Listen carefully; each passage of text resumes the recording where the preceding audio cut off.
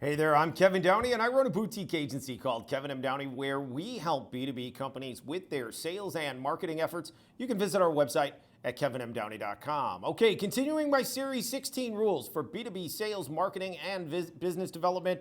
Rule number 6, the 4 pillars of email marketing. So I talk about this in another video, really at length. This one I'm going to keep shorter. The 4 pillars of email marketing, cold email marketing for business to drive inbound leads, right? First pillar, technical setup. Second is your prospect list. Third, your format. And fourth, your messaging. So let's go through each of these step by step. Technical setup. Email is very complex. You need to get your DNS settings correct, your SPF, your DKIM, your DMARC.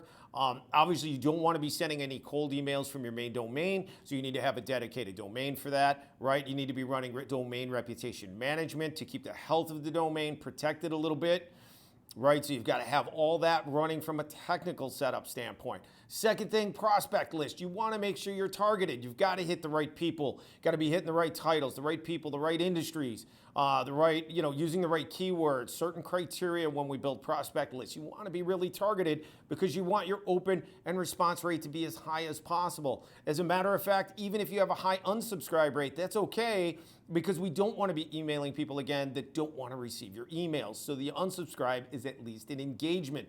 So we want to keep that engagement rate high, and you do that with a targeted prospect list, right? We're not wasting emails. We don't want to send emails just to send emails. Third thing, format. I see a lot of companies use Constant Contact and MailChimp. Nothing against those services, but they are designed to send marketing, advertising emails, right? Basically just announcements. They're for branding. They're HTML graphical emails. But that is not what you would send in the format that a sales rep would send an email to a prospect to identify whether or not they have a pain point, a need, an interest or need for your products or services. They would send a text-based email. So we want to send text-based emails, and you see that most companies now in B2B are using their CRMs that have this text-based format as their structure, but you want to remember to use that text-based format. It's a one-to-one email from a person to a person. Right? And then finally, messaging, and I see companies get this wrong all of the time, and I think part of it is because it even comes from the CRMs. When sales reps, BDRs, SDRs, account executives, account managers do cold outreach by phone, they usually have a pretty good handle on what they are doing. They're either trained really well or they have a natural instinct for it, right? Do you have this pain point? If you do, we can help you solve it. Here's what I want you to do next, right? And then you try to extend the conversation, gather intel. In a cold outreach atmosphere, with email, one of the things I see companies do and sales teams do is they forget that that's what they're trying to do with that cold email outreach, and they start following what everyone else does and start sending sequences, and they write advertisements. You're not wanting to advertise to people. You're wanting to get a response. You want to find out, do you have this pain point, right? If you do, we can help you. Here's what I want you to do next, right? We want to identify decision makers sometimes. Make sure that they are the decision maker. All those kinds of things. So we're usually looking to elicit a response. When I look at companies and they are sending emails, I see these sequences trying to build some kind of story, and I see very little clear call to action.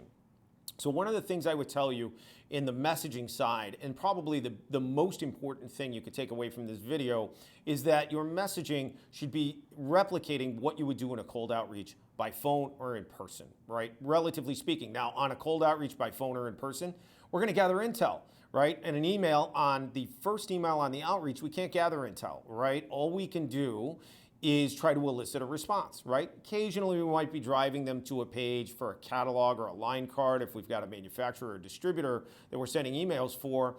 But generally speaking, I want to elicit a response, right? So remember, from a messaging standpoint, you're not marketing and advertising people for the sake of marketing and advertising. You're trying to generate leads. And if you're trying to generate leads, you want to elicit a response. So again, basic structure of messaging.